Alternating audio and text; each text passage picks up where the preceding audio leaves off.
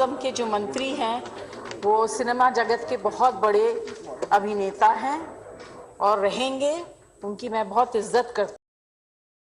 మంచి అందగాడు, ఆజానుబాహుడు, మంచి ముఖవర్చస్సున్నవాడు. అలాంటి స్ఫురద్రూపి ముందు నన్ను నేను చూసుకుంటే ఒకసారి నాకు ఇన్ఫీరియారిటీ కాంప్లెక్స్ వచ్చేది. అది ఒకసారి ఆయనతో కలిసి మేము 14 సినిమాల దాకా చేసాం, చిన్న చిన్న బిట్లు. ఆ టైంలో నన్ను నేను నిలదొక్కుకోవడానికి, నన్ను నేను పెప్పప్ చేసుకోవడానికి, నన్ను సమాయత్తం చేసుకోవడానికి, నేను ఏం తక్కువ కాదు అని అనిపించుకోవడానికి అద్దం ముందు నిలబడి నేను అనుకునేవాడిని, ఆయన ఆజానుబాహుడు, నేను ఇంతే, కానీ మానసికంగా నేను చాలా అని అలా అనేవాడిని. అది ఒక స్టైల్ అయిపోయింది, ఒక ఇదే. అలాగే నాకు ఈ కన్ను కొంచెం డ్రూప్ అవుతుండే, కొంచెం ఇలా దాన్ని కాదు అనిపించుకోవచ్చుగా ఇలా పైకి లేపేవాడిని. అది నాగేశ్వరరావు స్టైల్ అయింది. అంటూ ఆయనలో ఉండే బలహీనతను గుర్తించి అవి తనకు అడ్వాంటేజ్గా మార్చుకుని, అది ఆ స్టైల్, ఆయన నాగేశ్వరరావు గారి స్టైల్ అంటూ ఆయన ఎగ్జిబిట్ చేశారంటే కనుక ప్రతి ఒక్కరికి వాళ్ళ బలాలు తెలియకపోవచ్చు, కానీ బలహీనతలు తెలిసి ఆ బలహీనతని బలాలుగా మార్చుకోవడం అనేది మాత్రం గొప్ప విషయం. అది నాకు అక్కడే నాగేశ్వరరావు నేను తెలుసుకున్నాను. ఇట్లా ఎన్నో. ఆయన గంభీరమైన వాయిస్ ఉంటుంది, నాది కొంచెం పిల్లగా ఉంటుంది. దానికి తక్కువగా అంటానుకో ఏ అని బేసు కలిపి మాట్లాడేవాడిని, జనాలకు బ్రహ్మాండంగా ఉండేది. అని అట్లాగా ఆయన నుంచి బలహీనత లేనట్టు ఆ యాక్టర్ ఎవరు లేరు. నాలో ఇన్ని బలహీనతలు ఉంటాయి, బట్ యాక్టింగ్ సైజ్ దాంట్లన్నీ ఎలా అధిగమించాలంటే దాంట్లో నిరంతరం ఒక ఎక్సర్సైజ్ చేస్తుంటూ మనం ఎలాగా ఎవాల్వ్ అవ్వాలి, మనం ఎట్లాగా మనం అభిమానం సంపాదించుకోవాలి అనే దాని నిరంతరం మనం ప్రయత్నిస్తే కనుక పైకి రానటువంటి వ్యక్తే ఉండరు. అందుకని మన బలాల కంటే కూడా మన బలహీనతను గుర్తించడం అనేది అత్యంత ఆవశ్యకత, అది అత్యంత అవసరం. దాన్ని ఎలా అధిగమించాలన్నది ఆ తర్వాత ప్రక్రియ. అలాగా నాగేశ్వరరావు గారితో, రామారావు గారితో నేను జీవితంలో ఎన్నో నేర్చుకున్నాను. అండ్ నా అదృష్టం ఏంటంటే అలాంటి మహానుభావులు చెప్పాలంటే తెలుగు చలనచిత్ర పరిశ్రమని ప్రపంచవ్యాప్తంగా గుర్తింపు తీసుకొచ్చారు ఆ రోజుల్లోనే. అలాంటి వారితో కలిసి స్క్రీన్ షేర్ చేసుకోవడం అన్నది నాకు దొరికిన అత్యద్భుతమైన అవకాశం. అలాంటి వారి గురించి ఎంతైనా మాట్లాడచ్చు, సమయాభావం ఉంది కాబట్టి ఇక్కడ నేను ఎక్కువసేపు మాట్లాడలేను. అండ్ ఆ రకంగా ఆ మహానుభావులు ఇద్దరిని ఈ యొక్క సెంటినరీ ఇయర్, శతాబ్ద సంబంధించిన ఉత్సవాల్లో వారిద్దరిని మననం చేసుకోవటం, వారికి మన స్మృత్యంజలి ఘటించడం, ఆ అవకాశాన్ని యాలగడ్డ మన లక్ష్మీప్రసాద్ గారు నాకు అందివ్వటం అనేది నా పూర్వజన్మ సుకృతిగా భావిస్తాను. చాలా చాలా మనస్ఫూర్తిగా థ్యాంక్ యూ సార్, మనస్ఫూర్తి థ్యాంక్ యూ. ఇక ఈరోజు నా సన్మాన గ్రహీతలు ముఖ్యంగా నా చిరకాల మిత్రులు, నాకంటే వయసులో పెద్దే కదా కాబట్టి గౌరవం ఇవ్వక తప్పదు.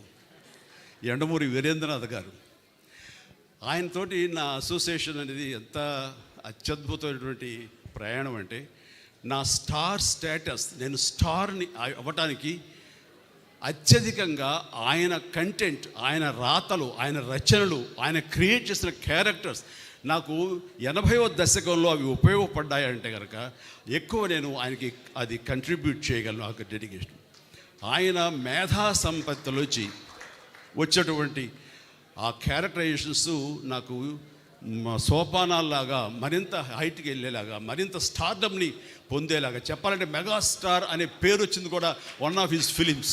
అది కూడా వరుసగా చెప్తాను. ఒకరోజు అమ్మగారు నెల్లూరులో ఉంటుండేవారు, నాన్నగారును, నేనేమో చెన్నైలో మెడ్రాస్లో ఉండి అటు ఇటు వెళ్తుండేవాడిని. అది 1981 ఆ సమయంలో అరే నాన్నారే, నేను అభిలాష అనే నవల చదివానురా, అందులో హీరో పేరు కూడా చిరంజీవి. అండ్ అది చదువుతుంటే నాకు ఏదో నువ్వే గుర్తుకొస్తున్నావు, నువ్వే ఇది ఉంది, బహుశా ఎండమూరి రైటర్ కూడా నీలాంటి వాడిని దృష్టిలో పెట్టుకుని రాశారేమో అనిపిస్తుంది అని అనేసరికి, అవునా, బాగుందాం, అంత బాగుందమ్మా, నాను చదువుతావు, నువ్వు చెప్పమ్మా నాను. అమ్మ చెప్తూ చాలా అందంగా చెప్పింది, నేను చదువును కూడా చదవలేదు కానీ అమ్మ చెప్పేసింది. సో అది ఆ తర్వాత మెడ్రాస్ వెళ్ళిన 2-3 డేస్కి 2 వీక్స్ లోపల అండ్ కెఎస్ రామారావు వచ్చి, బాస్ ఇలాగా ఒక స్టోరీ ఉంది, మీరు మాకు చేయాలి, దాని పేరు అభిలాష, ఏవి కాకతాళీయం ఆయన పెన్ను పెట్టి శ్రీకారం చుట్టిన క్షణంలో నన్ను తలుచుకున్నారో లేకపోతే చిరంజీవి అని పేరు ఎందుకు పెట్టారో తెలియదు, కానీ అది సినిమా నాకే రాసి పెట్టుంది. ఆ రాత నాకు ఒక మంచి అత్యద్భుతమైనటువంటి విజయాన్ని చేకూర్చిపెట్టింది. నాలో కాన్ఫిడెన్స్ పెరిగింది. ఇక మన స్టార్గా ఈ ఫిల్మ్ ఇండస్ట్రీలో మన స్థానం సుస్థిరం అనే అభిప్రాయాన్ని కలిగేసిన సినిమా ఒక అభిలాష. ఆ అభిలాష సాంగ్స్ ఇవాళ మార్నింగ్ నేను రాడిసన్లో నేను జిమ్ చేస్తుంటే వాడు మొత్తం నేను వచ్చాను కదా హుషారు లేసాడు, మొత్తాన్ని సాంగ్స్ పెట్టాడు. ఆ సాంగ్స్లో యూరేకా సాగమిక ఇలాంటి సాంగ్స్ అని వేస్తుంటే ఆ పక్కనే సముద్రం గడు గంగావతి భీమిలి ఈ రోడ్లోనే ఎగిరి డ్యాన్సెస్ కింద పడి మీద పడి ఏదో చేశారు విన్యాసాలు. అవన్నీ గుర్తుకొస్తుంటే what a sweet memory. Morning 5:30, 6 o'clockకి వండర్ఫుల్ మెమరీస్ తోటి ఈ రోజునే వచ్చాను. అదంతా కూడాను కెఎస్ రామారావు గారు, యనమూరి వీరేంద్రనాథ్ గారు, మన కోదండరామరెడ్డి గారు, వీళ్ళందరి యొక్క ఇళయరాజా గారు ముఖ్యంగా వీళ్ళందరి యొక్క కాంబినేషన్లో నాకు అందించేటువంటి గొప్ప ఇది. ఆ తర్వాత వచ్చిన సినిమా ఛాలెంజ్, డబ్బు టు ది పవర్ ఆఫ్ డబ్బు. ఆ సినిమా దాని ప్రభావం ఎంతంటే ఎంతమంది యూత్ని మోటివేట్ చేసిందంటే, అండ్ మనకేమీ లేదు కదా, మనకేం చేయలేము, మనకు దిక్కుమొక్కు లేదు, మనం ఒంటికాయ సొంటుకొమ్ము లాంటి వాళ్ళం, ఎలాగ రాణించాలి ఇక్కడ, ఎలా డబ్బు సంపాదించాలి, లేదా ఎలాగా ఏదైనా అచీవ్ చేయాలి అనే వాళ్ళకి అది ఆన్సర్, మంచి ఆన్సర్ అది. అండ్ అది ఆ సినిమాలో నేను ఆ క్యారెక్టర్ చేసిన విధానం ఈ రోజుకి నన్ను మీటింగ్ చాలామంది చెప్తుంటారు, సార్ ఈ రోజున మేము పెద్దవాళ్ళు అయ్యామంటే మాకు ఏమీ లేని క్షణంలో, ఏం లేని టైంలో మాకు ఛాలెంజ్ అనే సినిమా మాకు ఎంతో స్ఫూర్తి ఇచ్చింది అంటుంటే వావ్ అంటుంది. అది ఆయన బ్రెయిన్ చైల్డ్, కానీ బయట మా ద్వారా బయటకు వచ్చింది కాబట్టి ఎంతో కొంత క్రెడిట్ మేము తీసుకుంటాం. అంతే ఆనందం ఆయన ఎంత పొందారు, అంతే ఆనందం మేము పొందుతున్నాం.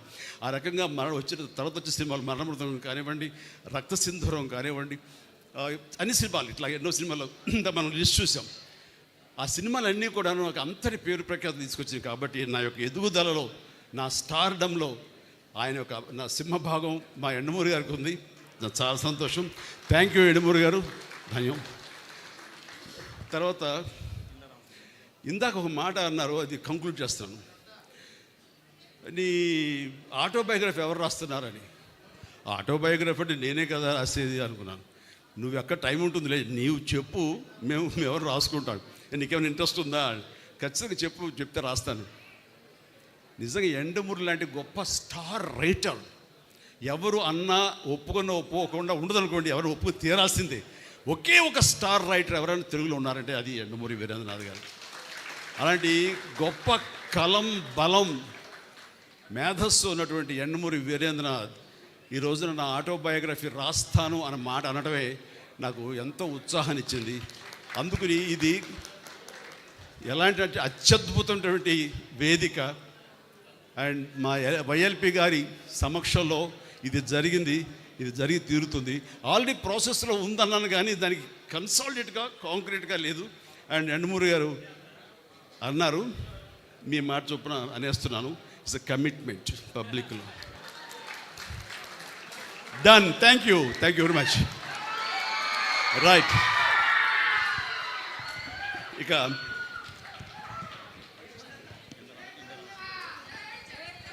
నాకు గతంలో ఇక్కడ సన్మానితులు ఉన్నారే వాళ్ళందరి యొక్క తోటి నాకు ఏదో నా యొక్క 45 ఏళ్ల ప్రస్థానంలో నాకు ఏదో ఒక తారసపడ్డాము, మాకేదో సంబంధాలు ఉన్నాయి. కానీ ఒక ఇంట్లో రామ్ సుబ్బారెడ్డి గారి ఈ విషయంలో మాత్రం వారి గురించి విన్నానే తప్ప నేను ఎప్పుడు మీట్ అయ్యే అవకాశం నాకు కలగలేదు. అండ్ వారి గొప్ప మానసిక శాస్త్రవేత్తలు, డాక్టర్ అని విన్నాను. అండ్ నాకు ఇంట్రెస్ట్ అయిన సబ్జెక్టు మానసిక శాస్త్రం అండి. అండ్ నేను దానివల్ల ఎప్పుడు దాన్ని ఆలోచించుకుంటూనే ఉంటాను. నాకు గురువులు ఎవరు లేరండి, కానీ మీలాంటి వాళ్ళ రైటప్స్ కానివ్వండి, మీలాంటి వాళ్ళ మాటలు కానివ్వండి, ఇవన్నీ యూట్యూబ్లో అక్కడే వినటం, లేకపోతే ఇలాంటి పెద్దలు చెప్పినప్పుడు వినటం, ఇదంతా కలిపి నాలో ఒక లెసన్స్ లాగా ఒక మార్పును తీసుకొచ్చినాయి. అందుకు ఆ రకంగా పరోక్షంగా మీరు నాకు ఎన్నో కరెక్షన్స్ చేశారు. ఇందాక మీరు అంటున్నట్లుగా ఈ రోజున ఈ యొక్క మనం వెళ్ళే ఈ స్పీడ్ యుగంలో మనకి ఎన్నో మానసిక రుగ్మతలు లోనైపోతుంటాం. అది బాడీకే కాదు, మనసు కూడా రోగం వస్తుందని మీరు అన్నమాట అది అక్షర సత్యం. మళ్ళీ నిర్వీర్యం చేస్తుంది. ఒక్కోసారి లేవగానే అన్నీ బాగున్నాయి కదా, సినిమా సూపర్ హిట్ అయింది, ఇంట్లో బాగున్నారు, డబ్బులు బాగున్నాయి, బ్యాంక్ బ్యాలెన్స్ దండిగా ఉంది, ఏదో తెలియని ఒక న్యూన్యతా భావం, తెలియని ఒక లోన్లీనెస్, ఎందుకంటే చెప్పలేవు. అది ప్రతి ఒక్కడు ఏదోలే అని మర్చిపోయి వెళ్తుంటారు. కానీ మీలాంటి వాళ్ళు సంప్రదిస్తే కనుక దానికి అత్యద్భుతమైన చిన్న చిట్కాలతోటో చిన్న చిన్న మాత్రలతో మీరు దాన్ని మాయం చేయగలరు. అది మీలాంటి వాళ్ళ యొక్క ఆవశ్యకత ఎంతైనా ఉంది. అది గుర్తించి అందరూ ఉపయోగించుకుంటే కనుక అది అందరికి ఉపయోగపడుతుంది, అందరి జీవితాలకి అది మెరుగవుతుంది. ఆ రకంగా మీకు ఈ రోజున సన్మానం చేయటం, మీలాంటి వాళ్ళు గుర్తించి మా వైఎల్పి గారు ఈ స్టేజ్ మీద మీకు సన్మానించే అవకాశం అందరికి ఇవ్వటం మా అదృష్టం. Thank you sir. అలాగే మా విజేంద్ర మా రాధాకృష్ణ రాజు గారు ఉన్నారు. ఆయన వచ్చేసరికి ముందు చాలా ఇన్విటేషన్ చూడగానే షాక్ అయ్యాను. రాధాకృష్ణ గారు, మా రాధాకృష్ణ గారు అన్నాను. తెలుసా అన్నారు.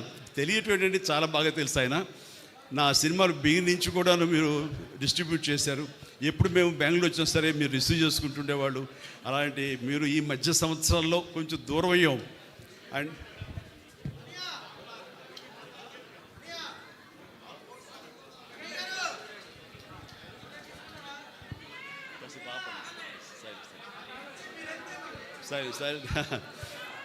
సరే ఆ రకంగా ఎన్నో సినిమాలు బిగినించి నా సినిమాల్ని కర్ణాటకకి పరిచయం చేసి కర్ణాటకలో డిస్ట్రిబ్యూట్ అయ్యేలా చేసి నా ఇమేజ్ ఆంధ్రప్రదేశ్ తర్వాత కర్ణాటకలో నా ఇమేజ్ అంత పెరిగింది.